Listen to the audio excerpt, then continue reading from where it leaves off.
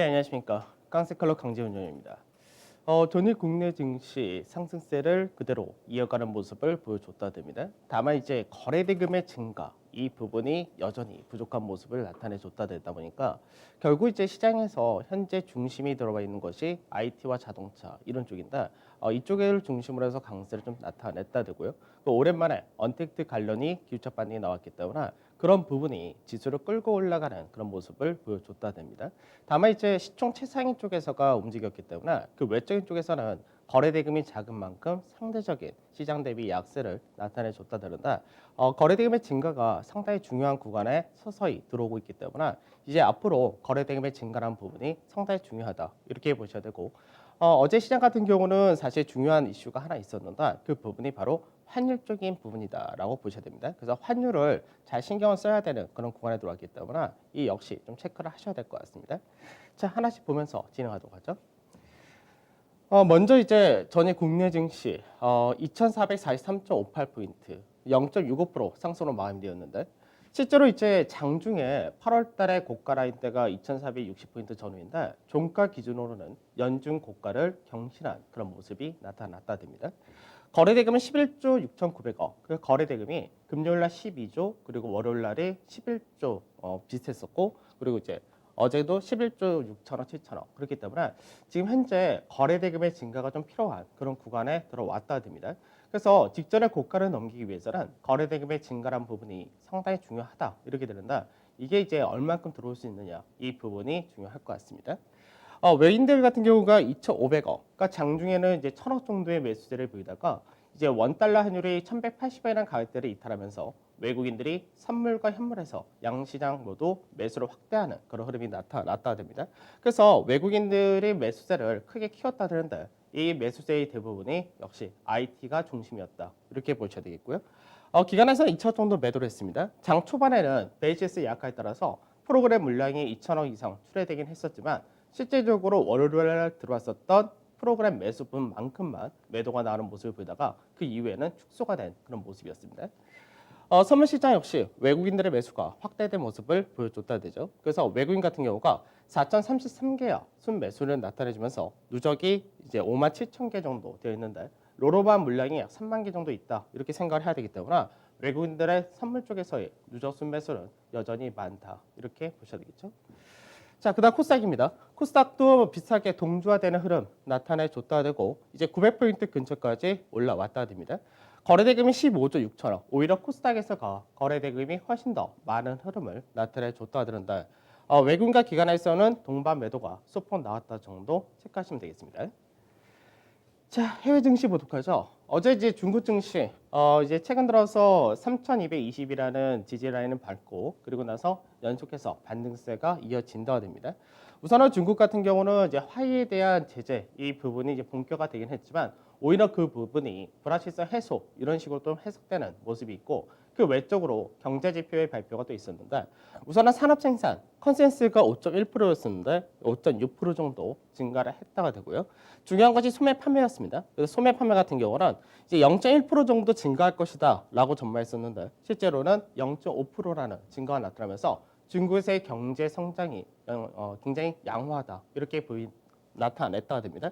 특히나 이제 소매 판매 같은 경우는 올해 들어서 이제 전년 대비해서 상승폭을 나타냈다는 부분이 상당히 고무적인 그런 부분인데 내구 소비재 쪽에서의 판매가 상당히 컸다가 됩니다. 그래서 내구 소비재 같은 경우 뭐 자동차라든지 이런 쪽이 많은데 이런 쪽에서 판매 증가가 두드러졌다 이렇게 보셔야 되겠고요.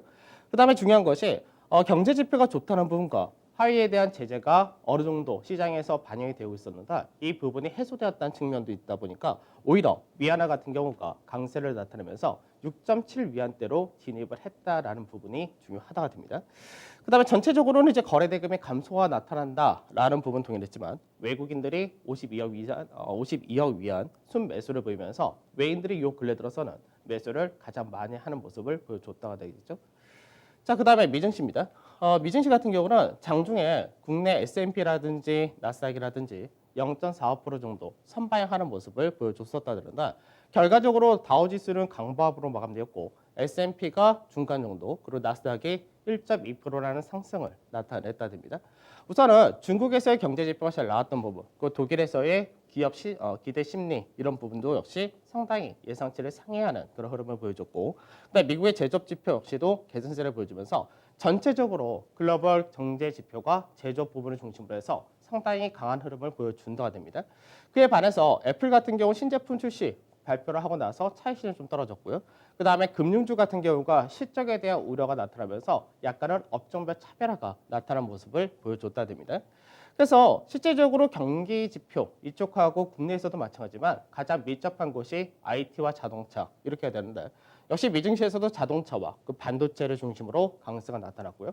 경제 지표가 좋다, 앞으로 경기에 대한 기대치가 높아졌다. 이 부분이 실질적으로 유가 역시도 반등시켰기 때문에 원유 서비스 역시도 반등이 나오는 모습을 보여줬다 됩니다. 운송이나 철강 이런 쪽도 강세를 띄었고요. 그리고 국내에서도 그린 뉴딜 관련해서가 정부 정책이라든지 향후 성장성에 대한 기대치가 높은 그런 케이스인데, 미증시에서도 신재생 에너지 관련 쪽 이런 쪽이 강세를 띄었고, 스트리밍 업체 역시도 강세를 보였다 됩니다. 반면 금융주의 하락이 나타났기 때문에 이런 부분이 다우지수에서는 강보합으로 마감이 되었다 되겠죠. 자, 변동성 지수를 보게 되면 변동성 지수가 이제 25.59까지 내려왔다 됩니다. 그래서 어느 정도 변동성 지수가 많이 떨어진 그런 모습을 보여주는데, 25선 이하를 언제 내려올 거냐 이 부분이 있는데, 여기서 기술적 반등이 한번 나올 수 있기 때문에 시장 자체도 한 차례 정도는 조정이 들어올 수 있다 정도까지만 염두를 해두시면 될 것 같고요. 유가가 상승 2.74% 상승하면서 38불 선을 올라왔다 되고, MSCI 코리아 인덱스 1.15% 정도 올라오면서 앞전에 고가 라인대 근처까지 왔다 됩니다. 달러 인덱스가 이제 강밥 정도 마감이 되었고, 원달러 환율 같은 경우는 1180원을 하이한 1179원으로 마감이 된 모습이었습니다. 자, 한전 잠깐 보도록 하죠. 위안화부터 좀 봐야 되는데, 위안화 같은 경우가 사실 미국하고의 무역 마찰, 그리고 계속해서 미국에서 중국에 대한 제재 이런 부분이 있다라는 부분에서 어느 정도 중국 증시에 대한 우려 이런 부분도 나타난다 되는데, 실질적으로 그 부분은 어느 정도 시장에 반영이 되었다 이런 관점인 것이고, 오히려 시장에서 경제 지표가 굉장히 좋다 이런 부분이 있는데, 경제 지표가 좋다 보니까 중국 같은 경우가 위안화 강세가 용인이 될 수 있는 그런 부분으로 넘어왔다가 됩니다. 그래서 위안화가 앞전에 이제 6.85 정도 라인대가 실제로 이제 올해 초에 저점 자리인데, 이 라인대를 확연하게 이탈한 흐름을 보여주면서 이제 6.7 위안대로 들어왔다 되겠죠. 그래서 이 부분은 국내 원달러 환율에도 영향을 미친다 이렇게도 될 수 있고, 그 외적으로도 신흥국 쪽으로 외국인의 자금이 확대될 수 있는 배경이 될 수도 있다가 됩니다. 그만큼 경제 지표가 좋다는 부분이 현재 중국 증시가 여러 가지 외교적인 문제라든지 미국과의 문제 이런 것도 있다 하더라도 상대적으로 버틸 수 있는 배경이다 이렇게도 볼 수가 있겠죠. 자, 그럼 원달러 환율 역시 마찬가지 관점인데, 우선 원달러 환율은 이제 위안화에 대한 영향이 크다라는 부분도 있습니다. 그래서 신흥국 통화는 어느 정도 동조화되는 모습을 보여줬다 드는데, 우선 1차적으로 위안화가 꺾였다는 부분, 그리고 국내 역시 상대적으로 경제 지표가 양호하다 이런 부분이 있는데, 그러다 보니까 앞전에 2018년부터 계속해서 올라오던 추세 라인대를 앞전에 살짝 이탈한 모습을 나타내주고 했었는데, 이 라인대에서 왔다 갔다가 상당히 오래 나타났었다 됩니다. 그러고 나서 이제 어저께 1180원대를 하향하는 모습을 보여줬다 되죠.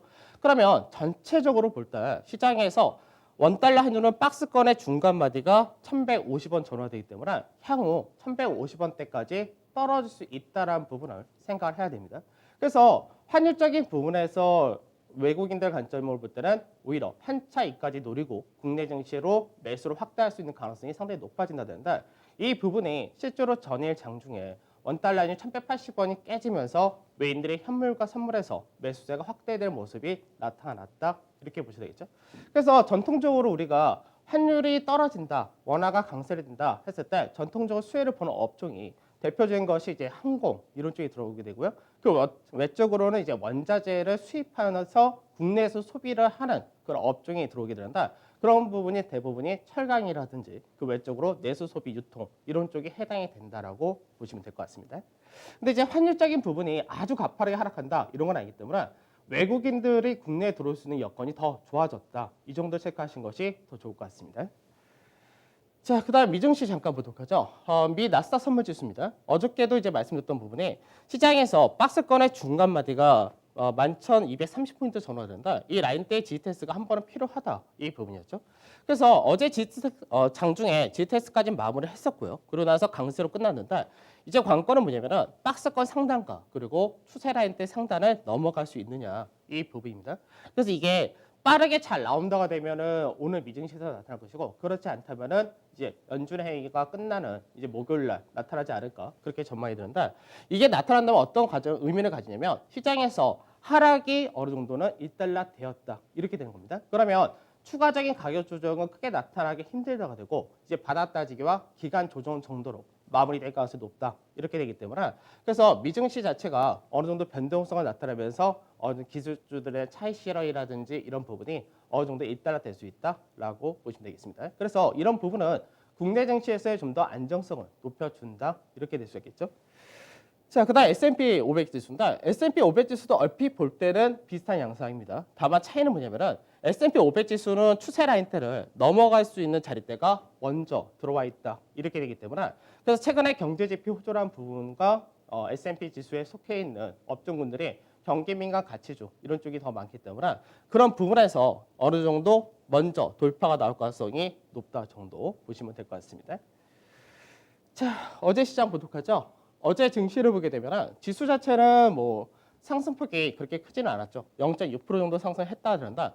대형주 중심의 강세가 두드러졌다. 이게 외국인들의 매수 효과 이렇게 보셔야 되는데 외국인들이 국내 증시에 본격적으로 유입이 되는 과정이 나타난다면 그때 외국인들의 시각이 우선 1차적으로 시총이 높은 이제 대형주를 중심으로 들어올 수밖에 없게 되는데 그 중에서 현재 IT 쪽이 가장 모멘텀이 강하다.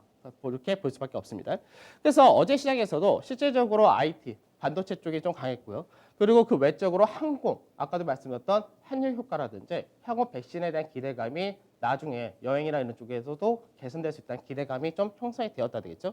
그 외적으로는 이제 서비스 쪽에서 이제 인터넷 관련 그리고 제약 쪽에서도 움직였었고 그리고 그 외적으로 뭐 언택트라고 할 수 있는 쪽에서도 어느 정도 반등이 나왔다 됩니다.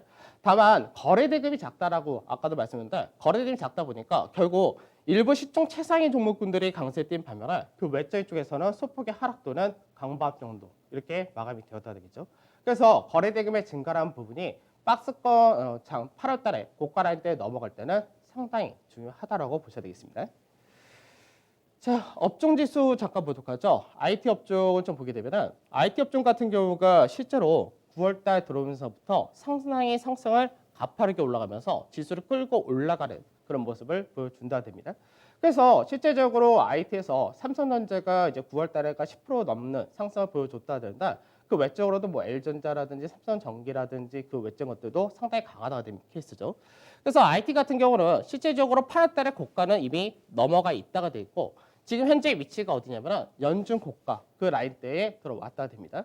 그러니까 차이는 뭐냐면은 국내 종합주가지수와 비교를 할 때 8월 달에 고가를 국내 종합주가지수가 아직 장중 고가를 넘어가지 못했는데 이 라인대 먼저 넘어왔다 되고 반대로 연중 고가를 아직까지 넘어가지 못했다가 되죠. 그러면 무슨 얘기냐면은 지금 현재에서는 IT 쪽이 상당히 강하다 된 거고 시장에서 지수 자체로는 많이 올라간 것 같지만 IT 같은 경우는 연중 고가 대비해서 높지가 않다 이렇게 되겠죠. 그래서 실제로는 최근 들어서의 강세가 나타나지만 전체적으로 볼 때는 그렇게 높은 상승이 나타나지는 못했다 이렇게 보셔야 됩니다. 그래서 고가 라인대를 이제 넘어간다 위치 왔는데 추가적으로 단기적으로도 추가적인 상승 여력이 약 4% 정도 더 열려 있기 때문에 지수 자체를 좀 더 IT가 끌고 갈 가능성이 상당히 높다라고 보셔야 되겠죠. 자, 수급을 보도록 하죠.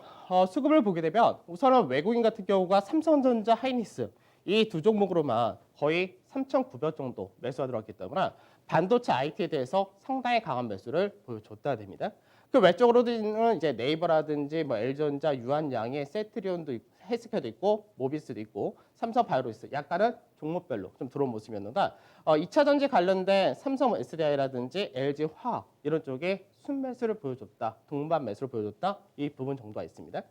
그다음 매도를 보게 되면 매도에서는 이제 삼성전자 우선주, 현대차, 카카오, 한국금융지주, 롯데캐피칼, 뭐 넷마블, 대림산업, 셀리버리, 뭐 NC소프트 여러 개로 나눠진다.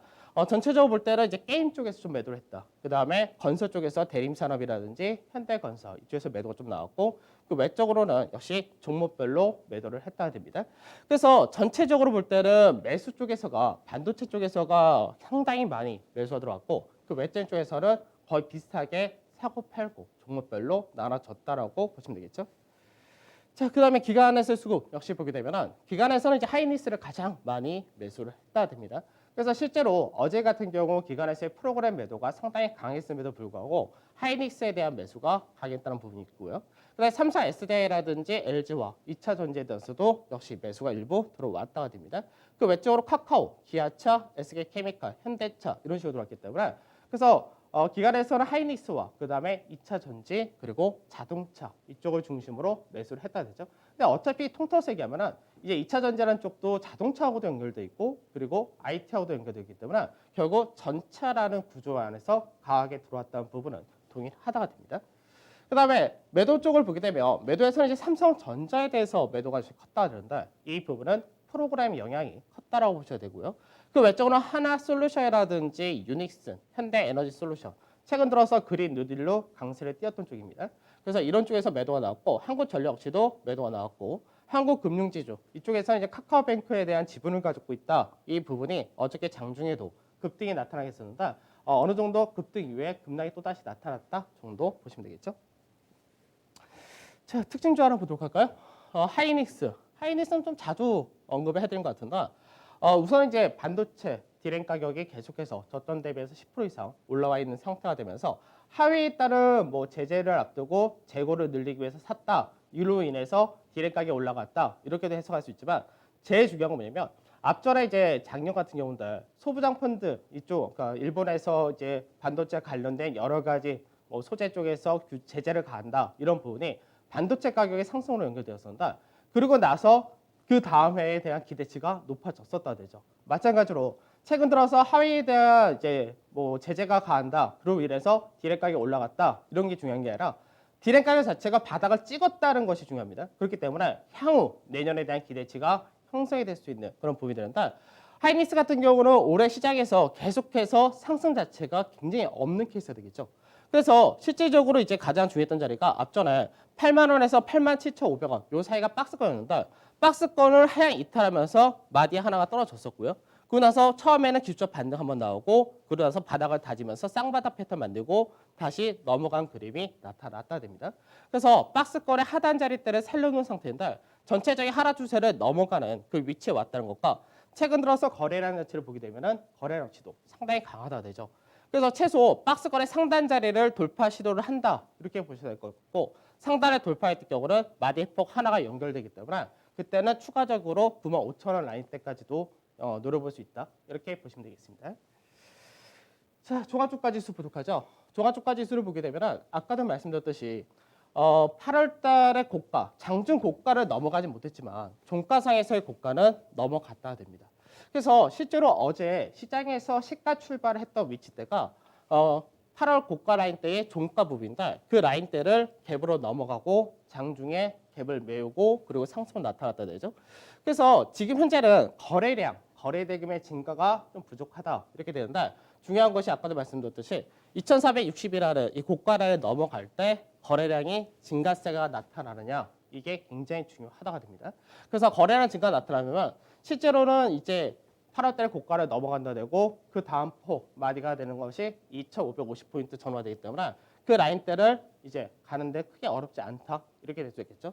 특히나 외국인들이 현재 시장에서 삼성전자를 중심으로 한 반도체 쪽, 그러니까 시총이 가장 높은 쪽 그리고 이제 선물이라든지 그 외적인 쪽에서 환율 효과까지도 볼 수 있기 때문에 이런 부분에서 시장에서 외인들이 한 축을 담당해 준다 이렇게 되면은 시장 자체가 크게 밀리기 어렵고 위쪽으로 상승을 더 크게 뽑을 가능성이 높기 때문에 그런 부분을 볼 때 지수에 대해서 비관적인 전망은 필요가 없다 이렇게 보시면 되겠습니다. 자, 투자 전략 보도록 하죠. 중국 같은 경우 경제 지표가 너무 좋습니다. 다만 이제 계속해서 투자 심리적인 부분이다. 그 부분도 이제 서서히 완화된다 이렇게 되고 외국인들의 매수세가 연속성이 없었는데 연속성을 나타나게 된다면 중국 증시가 앞전에 박스권의 상당 구간대를 재진입할 가능성이 상당히 높다가 될 것이고요. 그다음 미증시는 전반적으로 반등을 하긴 했는데 실적에 대한 우려가 있는 업종은 약세를 띄었다 되죠. 그래서 일부 업종별 종목별 차별화가 이어진다. 그러니까 지금 현재 미증시가 아까도 차트를 보여드렸듯이 중요 구간에 들어왔는데 이 중요 구간에 넘어갈 모멘텀이 뭐 연준회가 끝나고 나서 나오거나 그렇지 않는다면 업종별 종목별 차별화가 좀 더 이어질 가능성이 높다가 됩니다. 그다음에 이제 금요일날 선물 옵션 만기에 있다. 그래서 이제 전체적으로는 변동성 지수가 나중에 25선 이하를 떨어뜨릴 거냐 이 부분 정도만 나중에 체크하시면 될 것 같습니다. 국내 증시 보게 되면 똑같죠. 대형주 중심의 가격과 기간 조정은 마무리가 되었고 프로그램 매도 자체가 추가로 나올 수 있는 물량이 거의 없다. 그 상태에서 외국인들의 선물 매수 포지션이 지속적으로 확대된다. 이 부분이 있고 그다음에 글로벌 제조업 지수 계속해서 좋다. 이 상승세가 이어진다. 이런 부분이 제조업 관련해서 경기 기대가 높아진다. 이렇게 되니까 결국 전체 중심이란 부분이 현재는 동일하다가 되겠습니다. 그다음에 한율 같은 경우가 1170원대 진입을 했다. 뭐 이제 얼핏 보면은 1180원 살짝 깨졌다. 이 정도 수준이지만 의미하는 부분이 상당히 크다고 했죠. 그래서 외국인들이 매수세를 확대할 가능성이 높고 외국인들이 국내 증시에 이제 본격적으로 유입되는 그런 과정이 나타난다면 시총 상위를 중심으로 들어올 수밖에 없는데 이 역시도 전체가 중심이 우선적으로 될 수밖에 없다가 됩니다. 그래서 9월에서 10월 사이를 경기 관련 중심으로 계속해서 확대한다. 이 전략 동일하다가 되는 것이고요. 하단 자리가 이번 주 많이 빠져봐야 2,400 정도밖에 되지 않을 것 같습니다. 그래서 하단 자리가 정말 나타나기가 어려운 그런 구조를 만들어다 되고 상단은 이번 주 동일하다가 됩니다. 그다음 코스닥 같은 경우는 840에서 915 이 포인트 박스권 동일한데 상단 자리대가 이제 그렇게 크게 남지는 않은 것 같습니다. 다만 업종별 종목별로 여전히 차별화가 있다가 되겠죠. 그래서 전체적으로는 반도체, 자동차 이쪽은 거의 변동이 없습니다. 그 상태에서 디스플레이 쪽 여전히 보고 지배구조 관련 쪽도 봐야 되고 조선이나 건설 같은 경기 관련 전반적으로 순환이 도는 것까지 관점을 가져야 된다. 동일하게 되겠습니다. 자, 벌써 한 주의 중반 수요일이네요. 시장은 어렵지 않습니다. 시장은 좋은데 어느 쪽에서 우리가 포지션을 잡고 가느냐 그 싸움이다. 이것만 체크하시면 될 것 같습니다. 저는 내일 찾아뵙도록 하겠습니다. 감사합니다.